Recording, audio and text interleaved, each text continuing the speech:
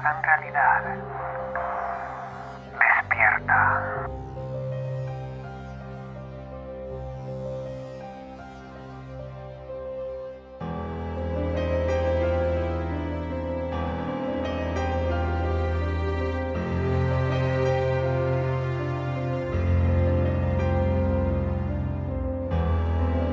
Ambrose Guinevere Bierce nació en Ohio en 24 de junio de 1842 y se crió en Kosciuszko, Indiana. Fue el 10º de 13 hijos y sirvió en el ejército de la Unión durante la Guerra Civil estadounidense. Se estableció en San Francisco, pero acabó trasladándose a Londres, donde trabajó como columnista y colaborador de diversas publicaciones. Sin embargo, acabó regresando a San Francisco para colaborar en varios periódicos del Imperio, llegando a ser un personaje polémico con sus corrosivos artículos y columnas. Se casó en 1871 con Mary Ellen Day, con quien tuvo 3 hijos y de la que se divorció en 1904. En 1913, con 71 años, viajó a México con la intención de revisitar las zonas donde había luchado en la Guerra Civil y ejercer de observador en la Revolución Mexicana, y su rastro se perdió en Juárez, por lo que, al día de hoy, se desconoce la fecha exacta de su muerte. Si bien su estilo cáustico y satírico le concedió notoriedad como periodista, hoy en día se le recuerda por sus incursiones en el género de terror, influyendo en autores de la talla de Howard Phillips Lovecraft, y se le considera uno de los relatistas de este género más significativo del siglo XIX, junto a otros como Edgar Allan Poe o Guy de Maupassant. Profundamente misántropo, expresó en sus escritos su desconfianza hacia el género humano, desconfianza que expresaba con una actitud crítica que le valieron el sobrenombre de Bitter Bierce, el amargo Bierce. Su relato más conocido, Lo que pasó en el puente de Owl Creek, ha sido llevado en varias ocasiones al cine y la televisión.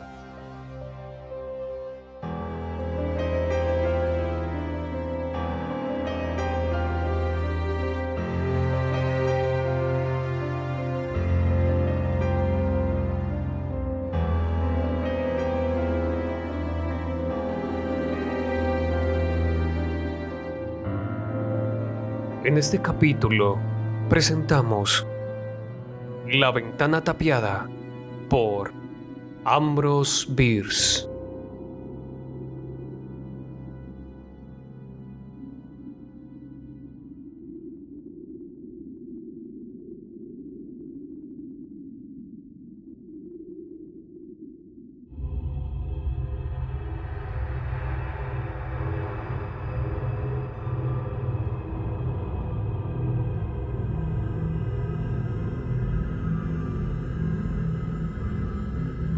En 1830, a pocas millas de lo que hoy es la gran ciudad de Cincinnati, había un gran bosque casi virgen.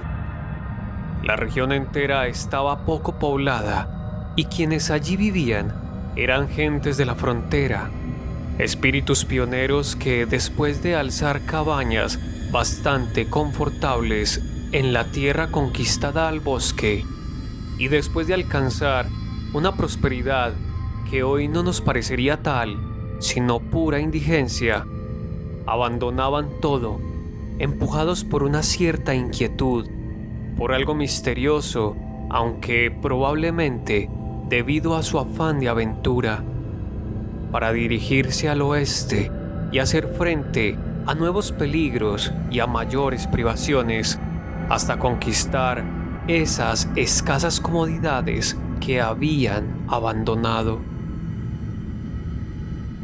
Muchas de aquellas gentes ya se habían marchado hacia tierras remotas, pero permanecía en la región uno de los primeros hombres en llegar. Vivía solo en una cabaña hecha de troncos y rodeada no ya de bosque, sino de selva. Podría decirse, la cabaña de aquel hombre parecía formar parte del bosque, de tan silenciosa y oscura, y él mismo.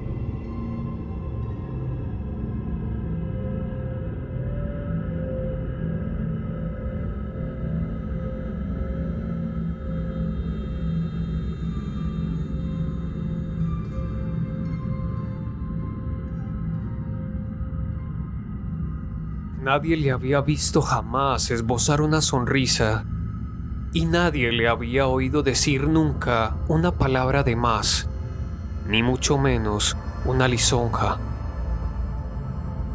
Satisfacía sus pocas necesidades mediante el trueque o la venta de pieles de los animales que cazaba, una actividad a la que se dedicaba, pues nada cultivaba en aquella tierra que, por derecho, podría haber llamado suya, sin que ninguna autoridad pudiera reclamársela. El hombre, en cualquier caso, no era un tipo de esos que abandonaban. Había hecho mejoras tales alrededor de su casa, como despejar un espacio de bosque mediante la sencilla, aunque dura tarea de tirar con su hacha algunos árboles, de manera que los troncos y las raíces ya podridas de aquellos se vieron cubiertas de maleza con el paso de los meses. Era conocido que aquel hombre no es que no se preocupara de la agricultura, sino que mostraba cierto desdén hacia los agricultores.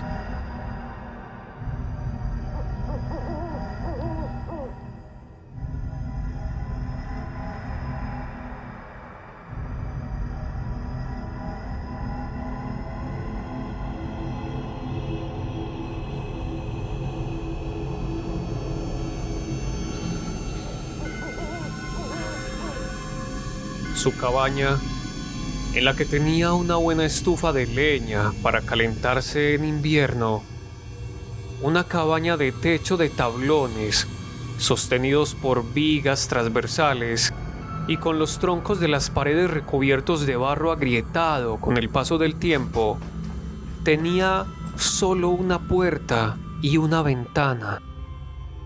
La ventana, sin embargo, quedó tapiada muy pronto por decisión del huraño habitante de la cabaña, a tal punto que nadie recordaba haberla visto abierta alguna vez. En realidad, casi nadie recordaba haber visto allí una ventana. Y no es que a aquel hombre le disgustase la luz diurna o el aire puro y vivificante. En las pocas ocasiones en que cualquier otro cazador de la región se adentraba por aquel lugar en lo más profundo del bosque, había visto al huraño tomando el sol a la puerta de su casa, con el rifle descansando sobre sus piernas. Supongo que son pocos los que conocen el secreto de aquella ventana. Yo sí. Hablaré de ello.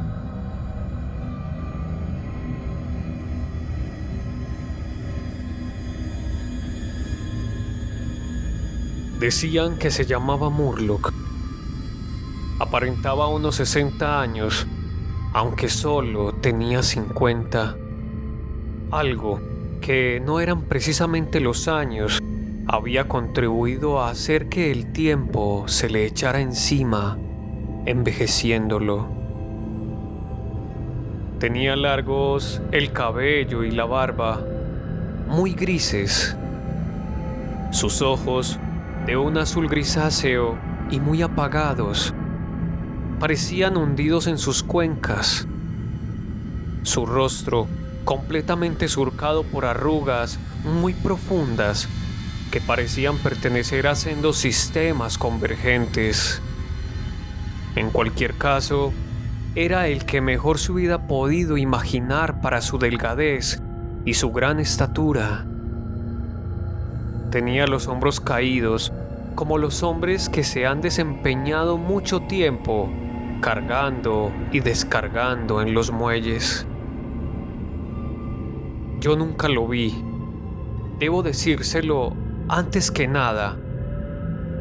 Todo lo que sé de él me lo contó mi abuelo, gracias al cual supe también su historia.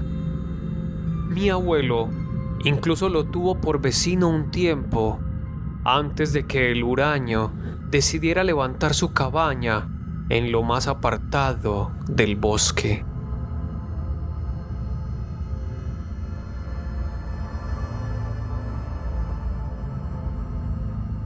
Un día, encontraron a Murlock muerto en su cabaña.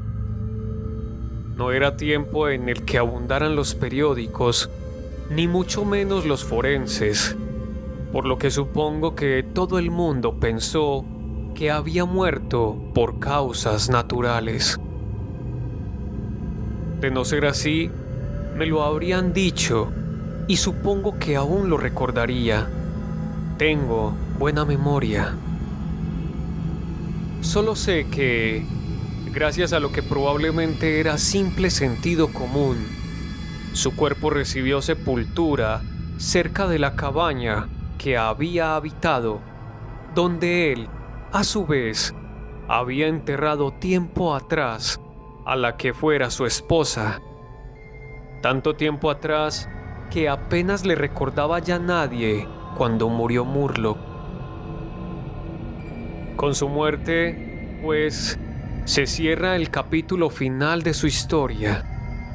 Aunque años después, acompañado por un alma igualmente audaz, entré en el bosque y me aproximé lo suficiente a la cabaña abandonada y casi a punto de irse al suelo para tirar una piedra y alejarme a toda prisa, como hacen los niños bien informados acerca de la existencia de fantasmas en las casas abandonadas.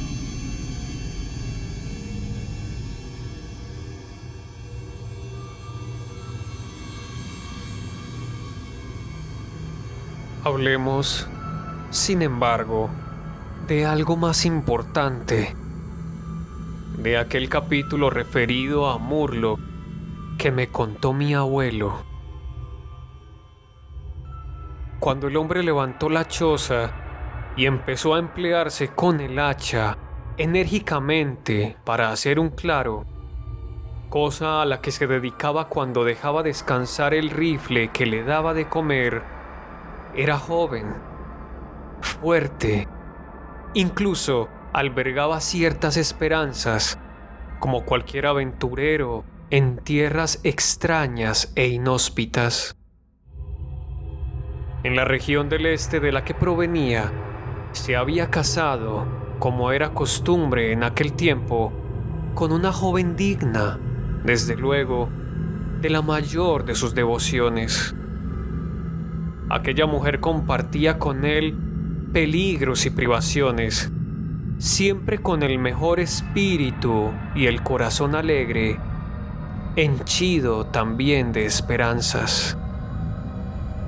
No sabemos cuál fue su nombre. La tradición, por lo demás, guarda silencio a propósito de sus encantos físicos, por lo que cada cual es libre de creer o no que los tenía.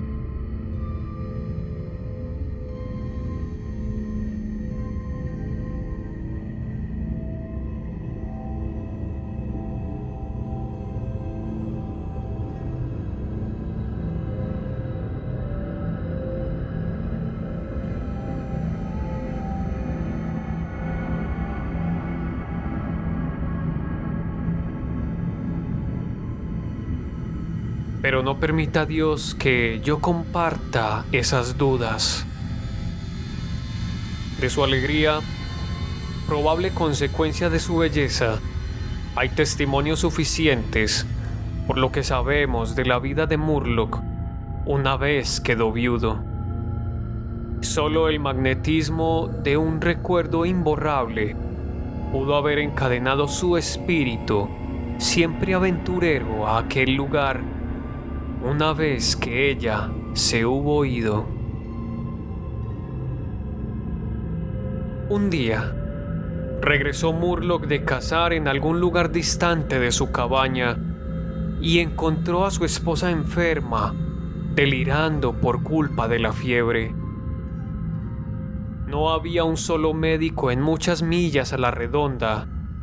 Tampoco tenían vecinos. No estaba ella en un estado que permitiese dejarla sola para ir en busca de ayuda, por lo que Murloc se dio a prestarle los cuidados debidos. Al tercer día, empero, la mujer perdió conocimiento y falleció poco después, sin volver a recuperarlo. Gracias a lo que sabemos de un carácter como el de aquel hombre, podemos atrevernos a interpolar algunos detalles en el esbozo del cuadro hecho por mi abuelo.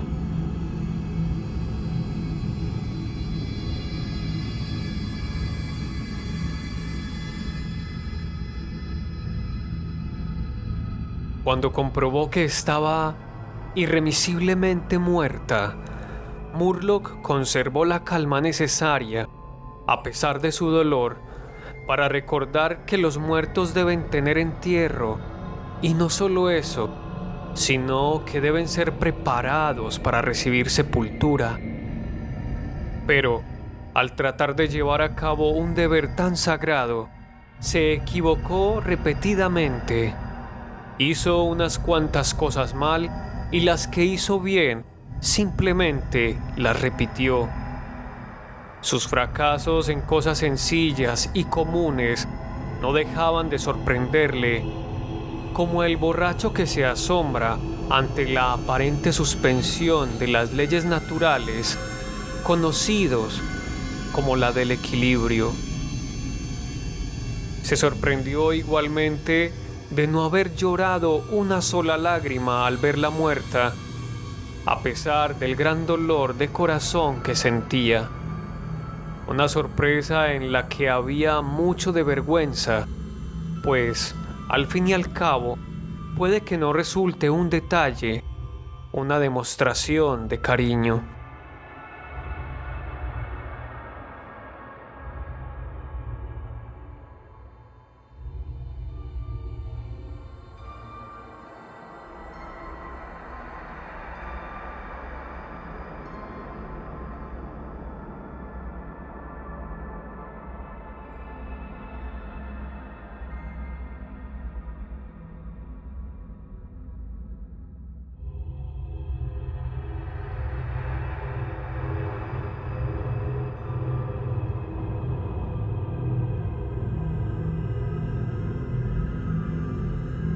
Mañana, dijo Murloc en voz alta, como si quisiera convencerse.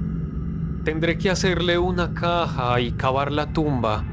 Entonces la extrañaré más cuando ya no pueda verla. Ahora está muerta, pero ha dejado de sufrir. La situación no puede ser tan terrible, por ello, como parece. De pie junto al cuerpo de su esposa, en la luz que se desvanecía, la peinó mecánicamente, con un cuidado desprovisto de voluntad. Mientras lo hacía, corría por su conciencia como un torrente subterráneo la convicción de que las cosas sucedían de la manera más natural, de que todo iba según debía, de que el hecho de tenerla a su lado, aunque muerta, explicaba su aparente tranquilidad. En realidad, no sabía cuán fuertemente le había golpeado la pérdida de la esposa. Esa noción, esa conciencia de su dolor, le llegaría después para no abandonarlo ya nunca.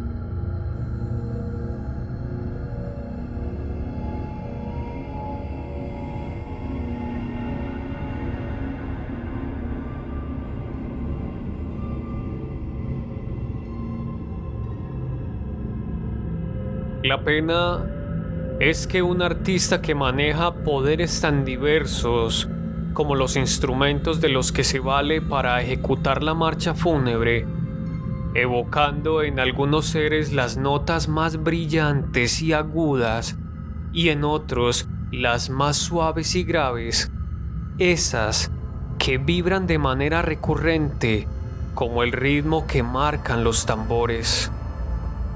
Algunos espíritus en un trance doloroso se sobresaltan, otros quedan estupefactos, sin capacidad de reacción. A algunos un trance doloroso como el de Murloc les llega cual si la herida de una flecha se tratase, una herida que irrita y alerta toda su sensibilidad, agudizándosela. A otros como un mazazo que al aplastar insensibiliza.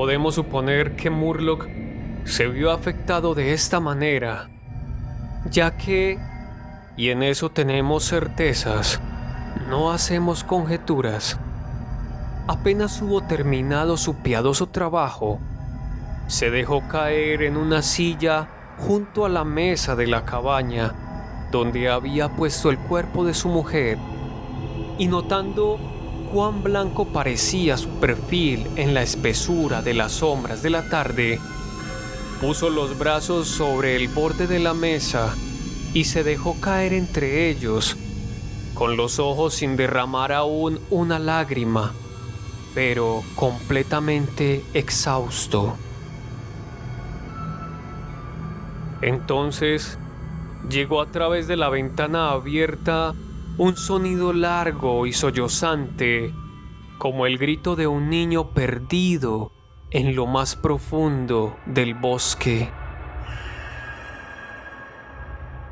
Aquel bosque que empezaba a sumirse en la oscuridad. Mas el hombre no se movió. Otra vez, más cerca que antes, se dejó sentir aquel grito ultraterreno. Quizá fuese una bestia del bosque. Quizá fuese un sueño. Murloc, agotado, se había quedado dormido.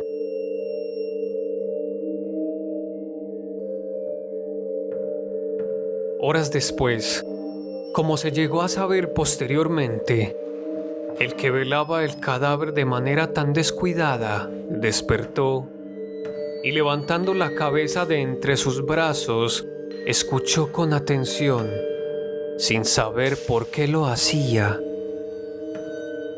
En la negra oscuridad que se hacía alrededor de la muerta, recordando cuánto había pasado, aunque sin sobresaltarse por esa constatación, esforzó sus ojos para ver no sabía bien qué.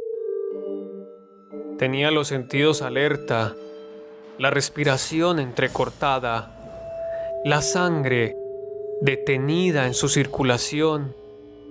Parecía ahondar el silencio. ¿Quién se le había aparecido? ¿Qué le había despertado? ¿Dónde estaba? Repentinamente, la mesa tembló bajo sus brazos. Justo en ese momento escuchó, o creyó oírlo, un paso suave y otro y otro. los pasos de unos pies descalzos. Aterrorizado e impotente para gritar entonces, o para moverse siquiera, tuvo que esperar y así lo hizo, en la más completa oscuridad ya, a lo largo de un tiempo que fue como siglos de terror. Intentó decir en vano, alargar las manos para tocarla, para comprobar si seguía allí. Creía haberse vuelto mudo. Sus brazos y sus manos parecían de plomo.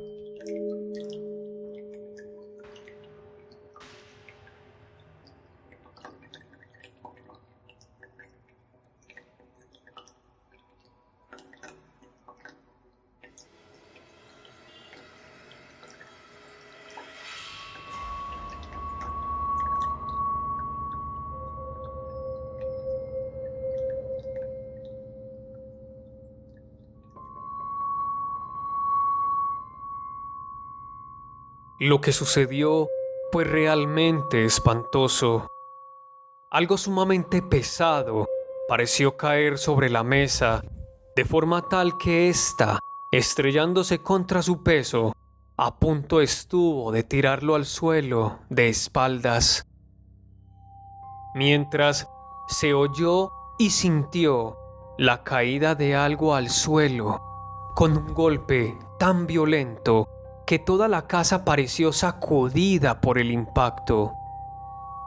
Sucedió a todo aquello algo parecido a un forcejeo y una confusión de sonidos difíciles de describir.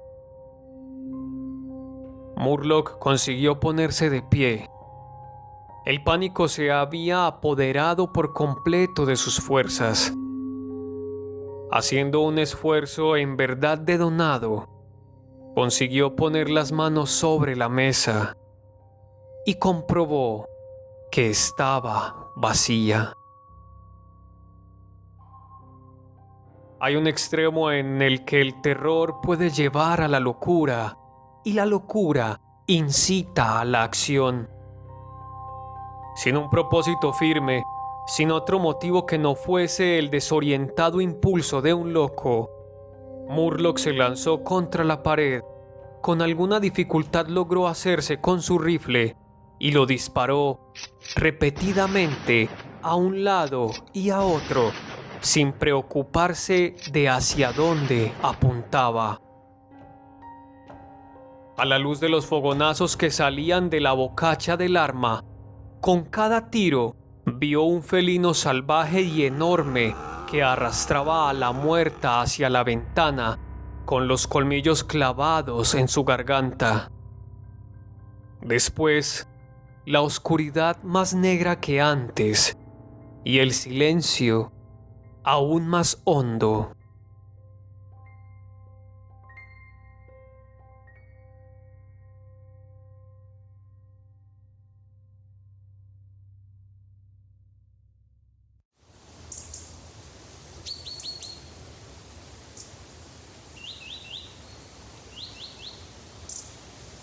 Cuando volvió en sí, el sol estaba alto y el bosque resonaba con los cantos de los pájaros. El cadáver de la esposa yacía cerca de la ventana, donde lo había dejado aquella bestia cuando huyó asustada por los disparos del rifle de Murlock. La muerta tenía desordenadas las ropas y completamente despeinado el cabello. Mostraba un desmadejamiento absoluto. Había manado sangre hasta hacer un charco.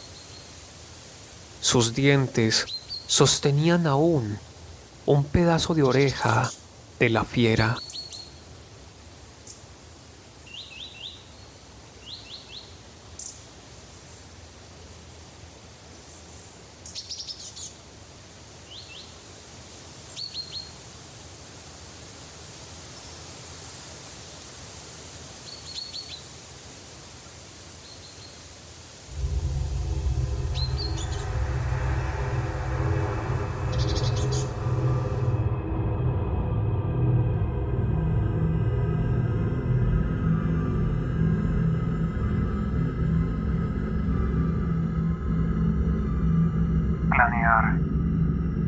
preocuparse por encontrar el mejor método para lograr un resultado accidental.